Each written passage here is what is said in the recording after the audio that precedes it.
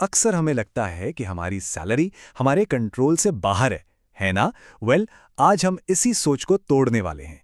चलिए देखते हैं कि कैसे अपनी इनकम के मालिक आप खुद बन सकते हैं। ये कहानी शायद बहुत लोगों को जानी पहचानी लगेगी। मेहनत तो पूरी कर रहे हैं, लेकिन करियर है कि आगे ही नहीं बढ़ रहा। सैलरी सालों से वहीं की वहीं अटकी हुई है। अगर आपको भी कुछ ऐसा ही महसूस होता है, तो ये विश्लेषण आपके लिए ही है। तो आगे बढ़ते हैं।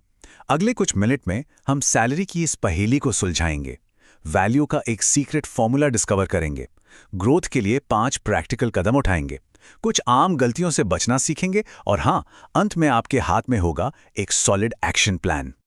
तो चलिए शुरू करते हैं हमारे पहले सेक्शन से, सैलरी की पहेली। ये एक ऐसी पजल है जिसे हर प्रोफेशनल सॉल्व करना चाहता है। सबसे बड़ा झूठ या कहीं सबसे बड़ी गलत फहमी ये है कि सैलरी कंपनी डिसाइड करती है।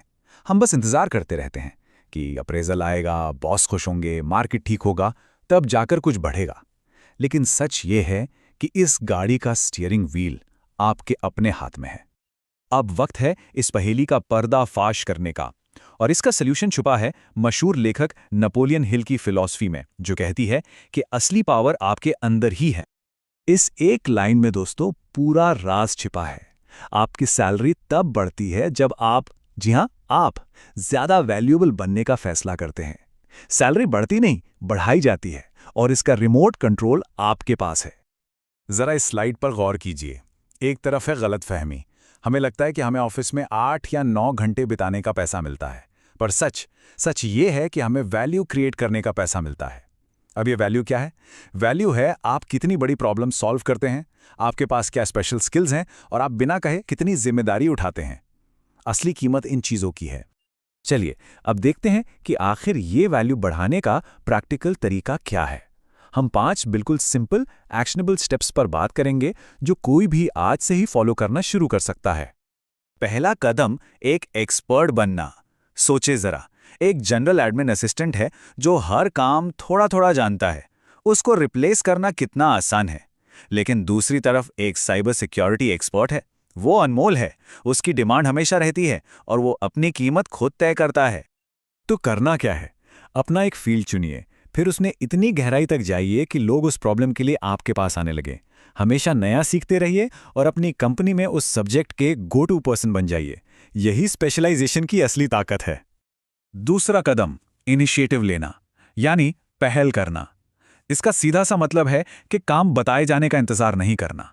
सोचो, आपकी टीम में कोई ऐसा है जो बिना कहे ही सबकी मदद के लिए एक शेयर्ड स्प्रेडशीट बना देता है।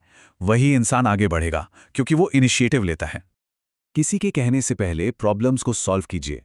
कंपनी को बेहतर बनाने के लिए सजेशंस दीजिए। एक वर्कर की तरह नहीं, एक ओनर की तरह सोचिए। जब आप ऐसी जिम्मेदारी लेते हैं तो लोग आप पर भरोसा करते हैं और आपको एक लीडर की तरह देखते हैं।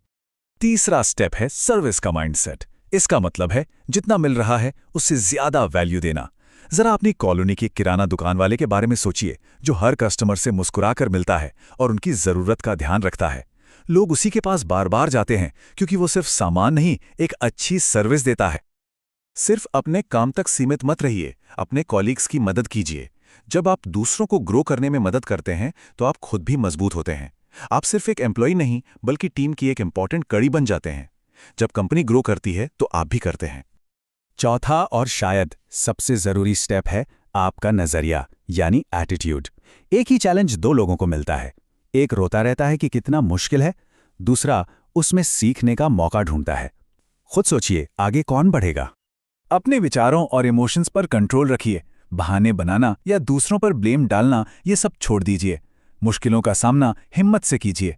याद रखिए, एक पॉजिटिव एटीट्यूड ही फाइनेंशियल किस्मत तय करता है। और 5वां कदम, अपनी रेप्यूटेशन बनाइए। देखिए, पैसा तो आता जाता रहता है, लेकिन एक बार बनी हुई साख यानी रेप्यूटेशन हमेशा आपके साथ रहती है। यही आपकी असली दौलत है। अपने काम में हमेशा कंसिस्टेंट रहिए। अपनी ईमानदारी के लिए जाने जाइए। भरोसेमंद बनिए।